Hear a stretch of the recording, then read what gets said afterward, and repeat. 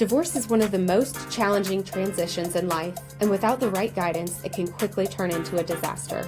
Welcome to Dodging Divorce Disasters, the show that helps you navigate the legal, financial, and emotional pitfalls of divorce before they happen. Each episode, we sit down with top professionals in the divorce community to hear real-life war stories, cautionary tales from the trenches of divorce.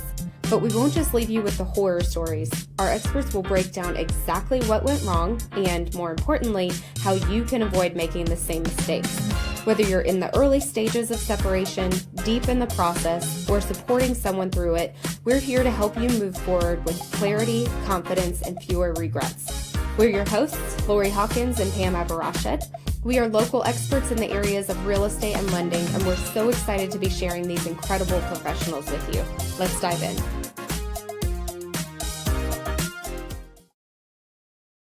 We are thrilled today to have Danielle Walle with us. Danielle, I was trying to think, I can't even remember the first time we met.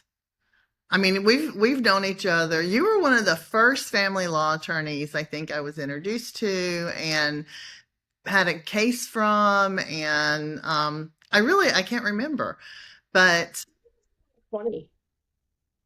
see, a long time. That's 5 years. It has been a while. Yeah, it has, because that was when I was first kind of getting started in this. So, but we have Danielle Walle with us. She is an attorney and a partner with Marcellino and Tyson. They have several locations. I'll let her kind of get into all of that. But if you can just tell us a little bit about yourself, what brought you into family law, where you do practice, and not just maybe y'all's locations, but maybe even like the counties specifically that you kind of work in. Sure. I have practiced family law primarily since 2016. I left the practice of bankruptcy that I had done for 5 years before then and transitioned into family law in 2016. And I work at Marcellino and Tyson. I work out of both of our offices. We have one that's in Elizabeth, uptown Charlotte, near uptown, and then we have one that's in South Charlotte, near Union County, on Sykes Place, near the Ray Road area. I work in both of those offices. We serve all of the Charlotte metro area. We mostly are in Mecklenburg County, but I really like Iredell County. That's where I practice bankruptcy law. That's where I first moved when I came here from Georgia. And so I like to go back and visit Iredell County when I get the opportunity. We do all sorts of things at Marcellino and Tyson, but the majority of us practice family law. In family law, I primarily focused on custody. Those are the cases that have found me and where I think that I do my best work. I am not sure exactly why that is. I think it's a combination of a number of things. One of which is that I care a lot about children. I have 3 of my own. And so I tell people that I started practicing family law before I had children, but it was only after I had children that I really started focusing on custody. And I think that really shifted my approach to how I practice law generally, but specifically how I worked with parents in navigating the issues that surrounded their own children. That makes sense. Well, thank you for telling us a little bit about yourself and kind of where you practice. And before we get into the meat and potatoes of everything, we always like to share a fun fact. And as you just alluded to, you don't just have 3 kids, you have triplets. Tell us about that. I do have triplets. I feel very fortunate to have triplets, I suppose. I had never known triplets. I never knew anybody who had triplets before I had them. They are 6 years old, and if anybody is into television like I am, there's the show This Is Us that came out around the same time that I was pregnant. That show came out, and that was maybe my most in-depth look at triplets, and I don't know how realistic it is because mine are still only 6, not grown up at this point, but it's been wonderful because I had a client at the same time. My children were born very early, and they spent quite some time in the hospital. And I started practicing I came back to work right before my children got out of the hospital. And I had a client at the time who had twins. And she told me something that was really insightful. And she said, my twins who are fraternal are essentially siblings with the same birthday. And I think that that was very insightful for me with my triplets because they are just siblings who share the same birthday. They have some similarities, like any set of siblings would be, but they're entirely different personalities, and it's immediately visible within 30 seconds of meeting them that they are very, very different people. And I think it's really been interesting to see as somebody, I've got a science background, and I'm like, you guys have the same set of parents at the same time. So, like everybody else, if you've got two children, your second child has a slightly different parent, like slightly different parent because you've changed after your first kid. My children have the same set of parents. And so I'm like, how is our parenting impacting you to be different as you get older? And so I think that I think things happen for reasons that we don't always understand. And I'm sure I don't understand all of these reasons yet, but I really appreciate that I get to experience this and live um, with these three people and kind of usher them into the world. It's exciting to meet them every day. That is a I really think cool perspective, like it that you really have the is. same parents. Because you're right, like there's the middle child syndrome and then, the youngest and all of that, but they're all getting you all at the same time, and that's really cool. But what's Um, notable is I still have a middle child, yeah. and I still have an oldest, and I still have a youngest. And 5 minutes. it's not, but it's not even by birth order. It's by personality. I'm like, oh, and Incredible. I mean, I don't say it up. I think my husband and I wink about it back and forth, but I don't want to speak it into existence because I really don't want to, I'm trying to make sure that I don't influence my experience too much by saying you're the middle child. Not middle children are great. But I just it's interesting to see because they still fall into those. One is a more natural leader, one is mommy's baby, like one always feels like they're not seen. hmm And it's just That interesting is so because funny. Okay, just out of curiosity, the way they work their birthing, does it fall in line with that or no?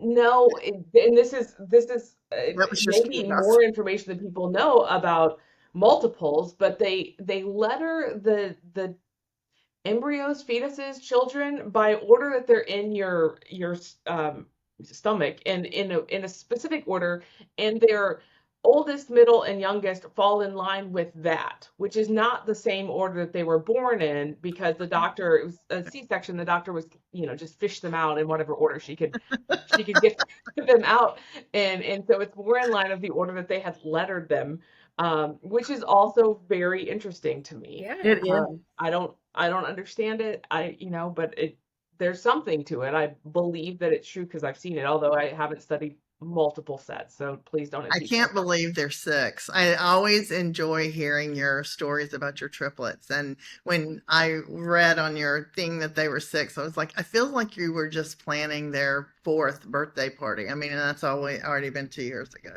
It's my favorite thing to do.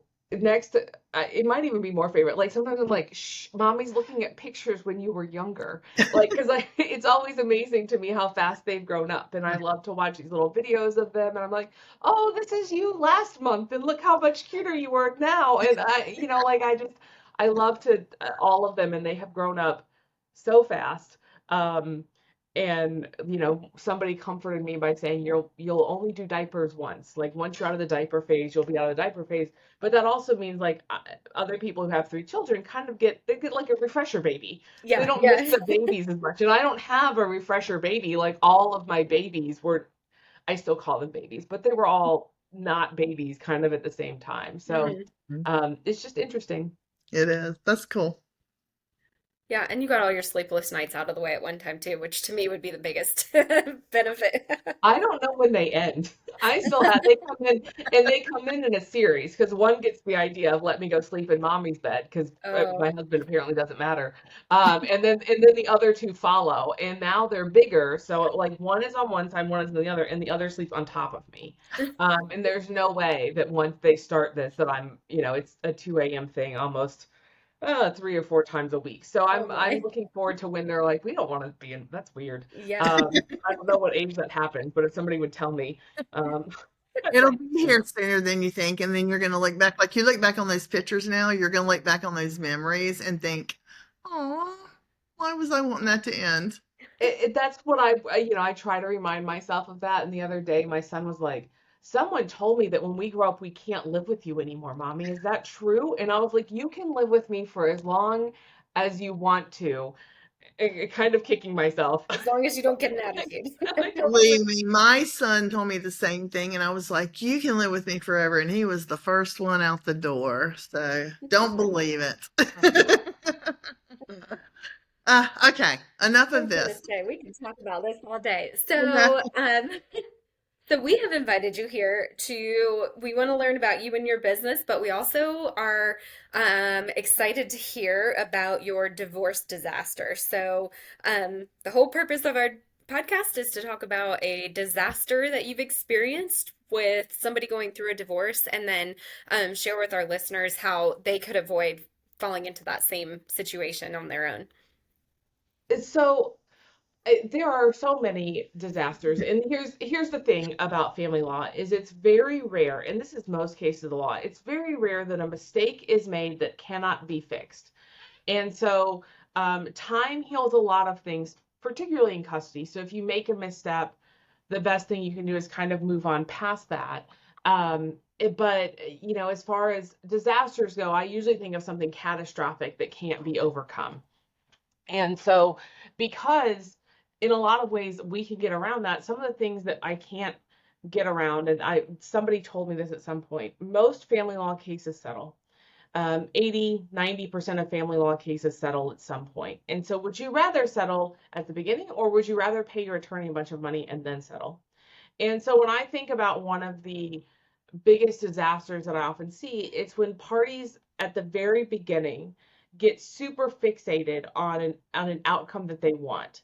And I've had cases, and this one sticks in my mind, where one of the parties argued over things that were so minor that no one should argue over them. And I'm not talking about a dog or cat, those things matter. And they matter to a lot of people a lot.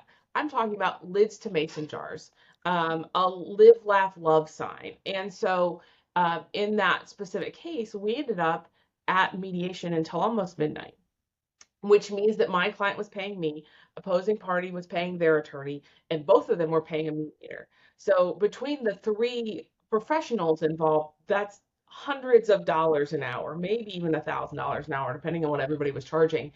And that's money you're not going to get back. So that's something I can't rectify. I can't force I can't get the money back from the other side, particularly if you are the person who's stuck on that. And so one of the things that I often tell people to do is to really calculate the costs of the professionals that are going to be involved in the case and weigh that against your outcome, because I can't get that money back for you.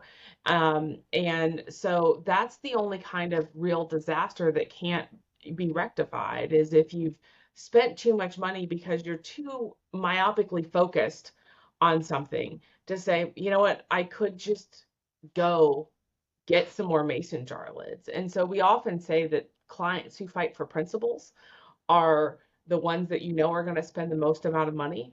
And just not that you shouldn't have some principles, but you really want to gauge what those principles are and who it is that you're presenting yourself to Mhm.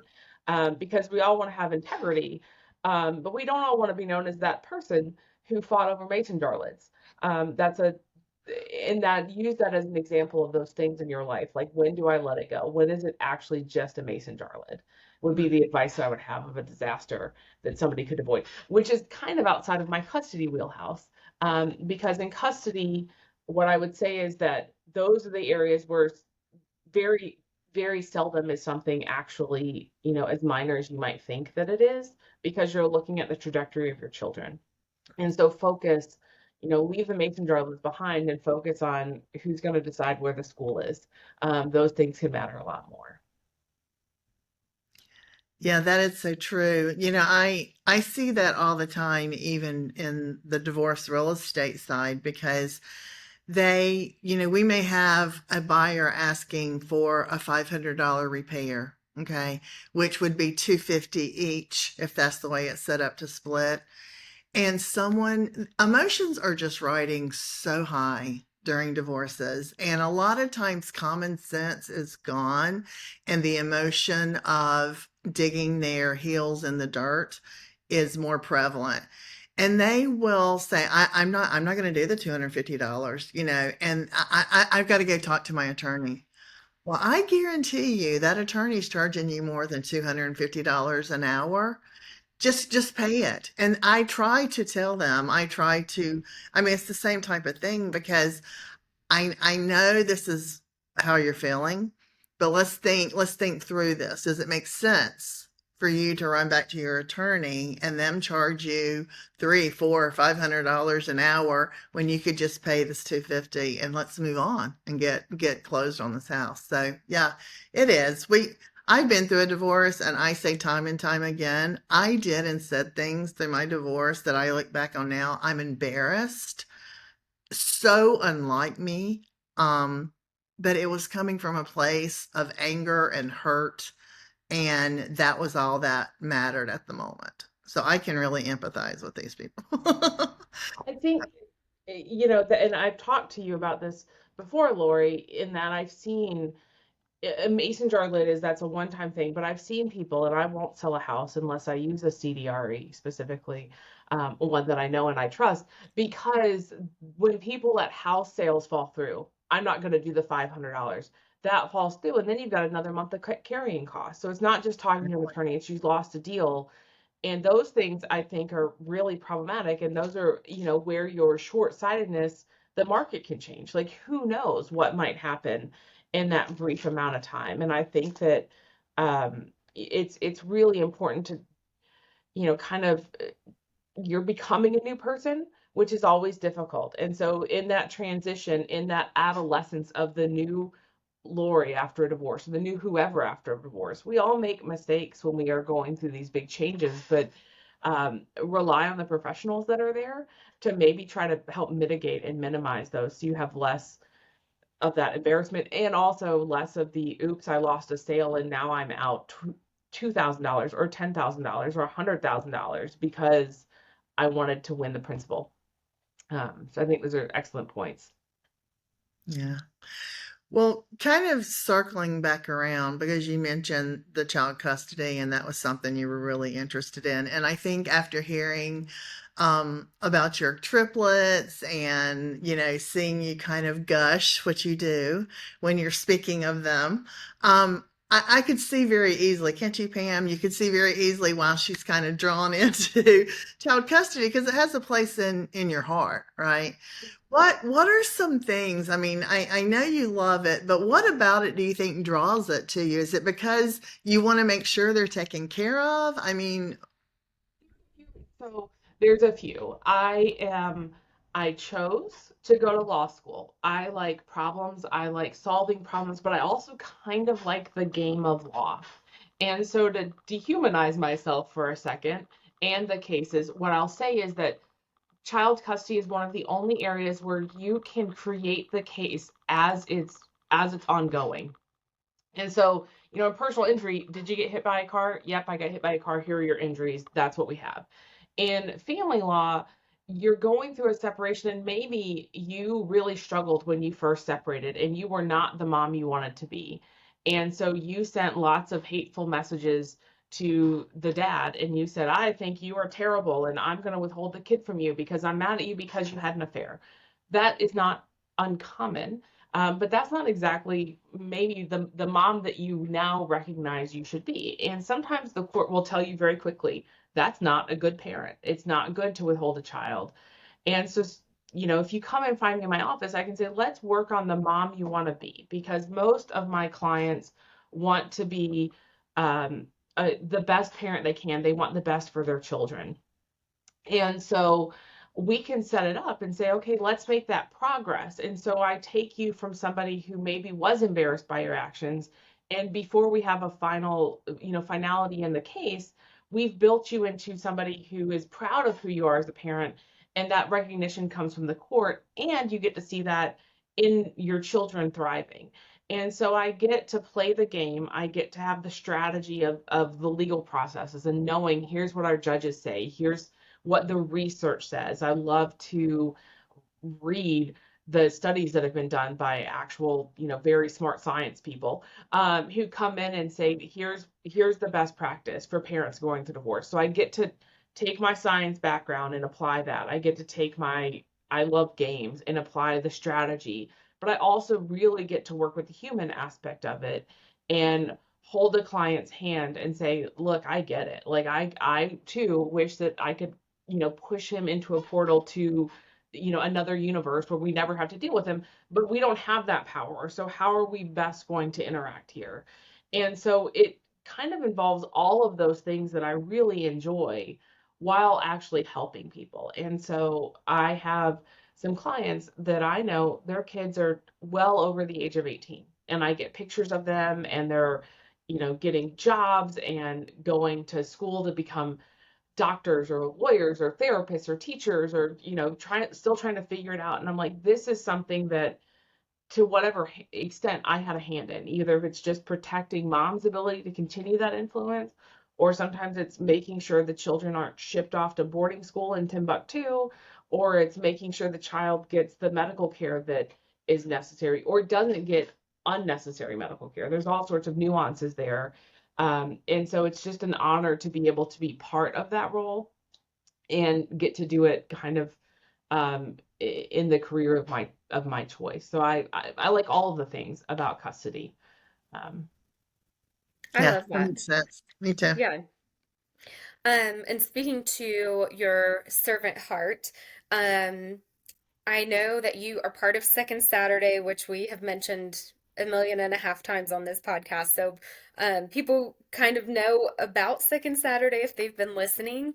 But you guys at Marcellino and Tyson host a chapter in South Charlotte. Is that right? so Marcel and Tyson hosts a Charlotte chapter and a South Charlotte chapter. And so the one in Charlotte is virtual by Zoom. And so that went virtual in during COVID, and it's just stayed virtual. And I actually participated in the one in Lake Norman, and I fell in love with the difference between virtual and doing it in person. And so then we've added one it's technically Union County, but it's at our South Charlotte office.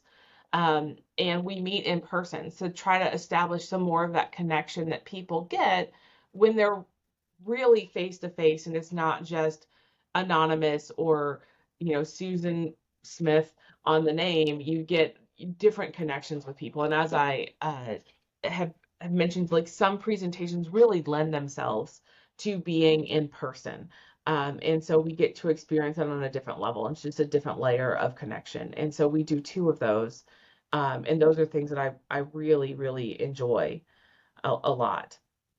Yeah, I agree. Especially in something like this, I think there are some avenues that virtual makes sense for certain, transactions in your day-to-day life, but with real estate and lending, it's really nice to have that in-person relationship. And I think it's super important when you are working with a family law attorney that they get to know you because I don't know, to a certain extent, if you just do everything virtually, you don't get to build that relationship with your attorney. You, as the attorney, don't get to know the client and really hear what's important to them in the same way that you would in person versus virtual.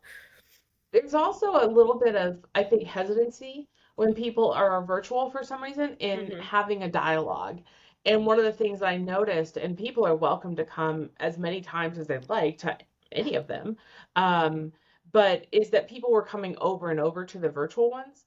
And to me, that indicates there was something they didn't feel they were getting or that they were missing. And so by doing them in person, they are much more conversational. They are much more kind of they're dynamic because we can tailor them better to what people need and to how they're responding because we can see it easily. And so what we anticipate will happen is that people will come to one or the other and then use the other one kind of as a second look should they need to. And I think that, in light of busy moms, because it's only for women generally, busy moms might not be able to come out on a Saturday morning in person. So they might want to watch one online, and maybe they can catch the first hour and then they can come in person for the whole thing, and then they can catch the second hour later. So there's lots of reasons I think that having both options can be helpful.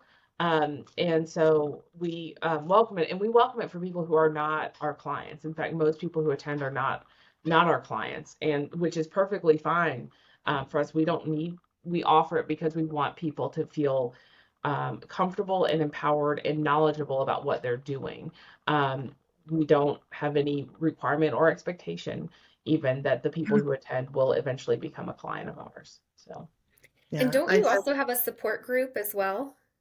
I do. So what happened is after second Saturday, we sent out an email that said, is there anything else that we could do to make this better for you? And I didn't get a lot of feedback, but one of the most consistent pieces of feedback when we got it was, what's next? Like, I wish I had more. And so, together with a divorce coach, and a divorce specialist, what we've done is we have created this group where it meets between 8 and 12 sessions. And I bring in some of the experts in the area with whom I work. I've invited Lori to come and speak. We've invited therapists, we've invited other financial experts. I'm there every time, and we talk about mediation. We talk about what does that look like? What can you expect? We talk about, how do you communicate with your children about your ex when they ask questions? How do you communicate with your ex about your children? How do you plan to communicate with your attorney? So we do lots of things about, really practical advice, but we do it in community with other women that are similarly situated. So that way you really kind of have a continuation. And the reason that we say it's between 8 and 12 weeks is that the first session we had a core group of probably 12 to 14 women who came every time, and we tailored the sessions to what those women wanted. This time we're doing it in our South Charlotte office, and it's a little bit different, which is fine. But we've kind of had a rotating group of people who come through. It's not always consistent.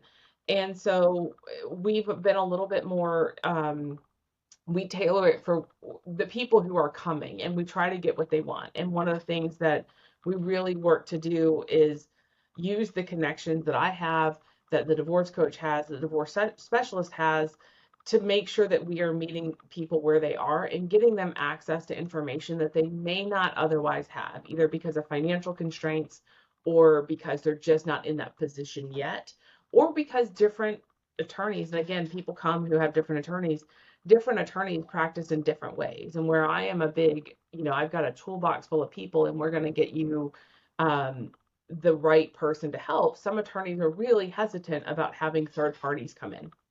They lose control a little bit. And so this way, you don't have to have a child custody expert in your case. You can literally just talk to one through the support group and get some feedback. And so we've really enjoyed doing that. And we have a sign up. You didn't ask, but I'll share this. We have a sign up on our website that links to those events, and it's free, and we provide snacks. And I promise there is no catch. Like, there's not even a donation jar. It's you get snacks. all Sign me up. yeah, all the potato chips and crackers that you want, and you just come and chat with us. So I really enjoy both of those things, and I think they're reflective of kind of our approach generally, which is we want to make sure that our clients and the community really feel comfortable and knowledgeable through the process. I love that. I do too. And just to throw in also, because I'm one of the sponsors of the second Saturday at the Lake Norman location, and we are an in-person group. Um, the second Saturdays, as far as the Lake Norman or both of yours in Charlotte, they're free. There's no cost to do that. But I see a lot of people on Facebook who may not be aware of the divorce workshops second Saturday. And their question is always, they're hesitant. They're like, are they like drawing us in there to sell us something, And it's not. It is truly, I think all of us that are involved with second Saturday, which is all three of us, we really are doing it to help educate women at any phase of separation or divorce, or even contemplating it. We have no hidden agenda. this is really here to try to give back to the community and serve the community. So I'm just throwing that in there because a lot of people that may be watching this may not realize what Second Saturday is. So there you go. All right. Up next, if someone is contemplating, thinking about, ready to dive into divorce, what kind of practical advice would you give someone? If they are thinking about it, ready to dive in, but they are still living in the same house as their spouse, Hmm. then what I recommend people do is gather as much information as possible. So once you separate, once somebody leaves, it can be hard to reconstruct what the marriage looked like. And so, and I think Lori's probably heard me say this a lot. I use this app called Monarch, which tracks all of your expenses, and you can link it to your bank accounts, and it can go through and it will categorize them for you and say, here's where you're spending money. And so that I think is a great piece of practical advice for trying to figure out what your budget's going to be going forward. I think you can use a free version. There's a paid version. I don't think it's super expensive, but that can be so helpful when you actually do need to come up with, do I need child support? How much money do I need for child support? Do I need spousal support? Am I going to be on the hook for paying those things? What will that look like? In the same vein, while you're still living together, maybe you've not been allowed to have access to some of the financial information. Maybe you have always controlled the financial information. I don't know, there's people on all sides of the spectrum, but you can, even if you're not allowed to touch it, you can take pictures that they get bank information from First Citizens Bank. You can just take a picture of the envelope. That information is worth a lot because it makes it a whole lot easier if and when you hire an attorney, for that attorney to say, I need a subpoena for Citizens Bank or Bank of the Ozarks. Like, that's not a bank we think about because it's not around here. It's a Minnesota, I think, bank. But I've had enough clients who have somebody involved with Bank of the Ozarks that if they did not tell me that, I would never know. And there can be a great deal of money and information by getting access to those things. So while you're still together, take those pictures of those things, gather that information, and do the same thing with your property. If you're really tied to the KitchenAid mixer that your grandmother gave you for graduation, make sure that you take a picture of it to show that it exists. And if you are the one leaving, make sure that you have a plan for, I'm taking the stuff that I really want because I may not be able to go back and access the things. Yeah. So those are some of the things that, people don't always come to see me before they actually separate. They come to see me afterwards sometimes. And so those are the things I most often wish I could have told them before they separated. And if you haven't separated, those are the things that I would tell my clients in a consult, like make sure you do these things. I think they're incredibly valuable to get Yeah, that that's really good advice. That's good practical advice. Mm-hmm. Um, our last question for you is what questions do you recommend asking an attorney that someone might be considering hiring? What should they ask if they're interviewing attorneys? you know, there I have some people who clearly Google this and they come in and they've got a list of like very like this is the question I should ask an attorney. And what I would say is, and some of those questions are, what is your experience with similar cases? What are your outcomes with similar cases? And what I'd say is that every case is different from down to you could have the same set of facts, but I got a different judge. You could have the same set of facts and the same judge, but the judge is in a bad mood that day. And so there are so many things that are different. And I think what is most key for people in finding an attorney is finding somebody with whom you have a really good rapport and who you're willing to trust. And so I can be the best attorney for client A. And client A is a person who's a little bit um, anxious, who really values having a whole lot of information shared with them, and who, kind of likes my personality. But I might not be a really good attorney for client B, who is somebody who's like, no, I'm going to give it to you. You're going to take care of it. And then you're just going to give me the result. And there are different attorneys for different people. So I think the questions that you ask are ones that can help you establish, like, is this the person that's a good fit for me? Mhm. So basic, are they a family law attorney who's practiced and has the right amount of skill for the money that they're charging. Because some people have if you've got a limited budget, you're probably going to get a less experienced attorney, and that's okay. Everybody starts somewhere. But if you already know this person has the requisite knowledge, then it's, do they fit my personality and do they understand what I am telling them? And I understand what they are telling me, and that is clear to me. And if you leave a consultation with questions and you're like, I don't know, I don't really understand what they were talking about, that's probably not a good fit, because there's a communication issue, and that probably is going to persist through the case. And that's okay. There are other people available, and we are not one size fits all. So that's what I would say, which isn't really a direct answer to your question. It's more of an approach that you take is, ask the things that are important to you. Do you like doing child custody?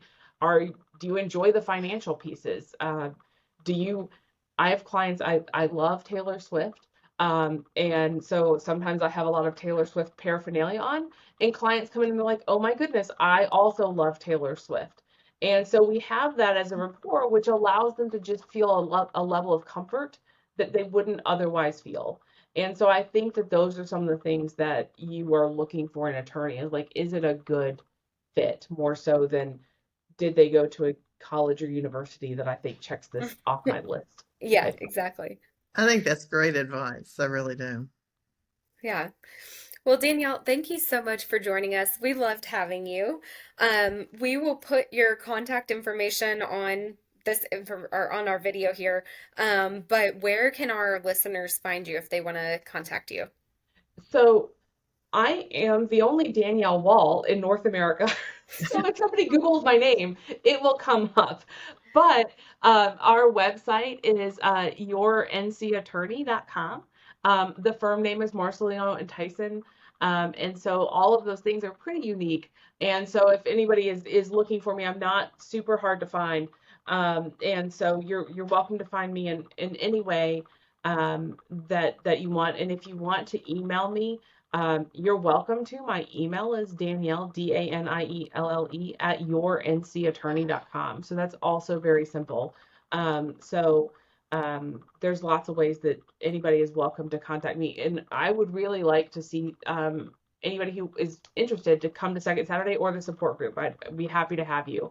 And I'm sure that Lori would be the same at Second Saturday up at Lake Norman. So Definitely. Well, Perfect. thank you so much for being here. thank you for having me. Thank you very much. This was enjoyable. This podcast is for informational and entertainment purposes only. Information contained herein is not legal advice. If you need legal advice, please seek an attorney.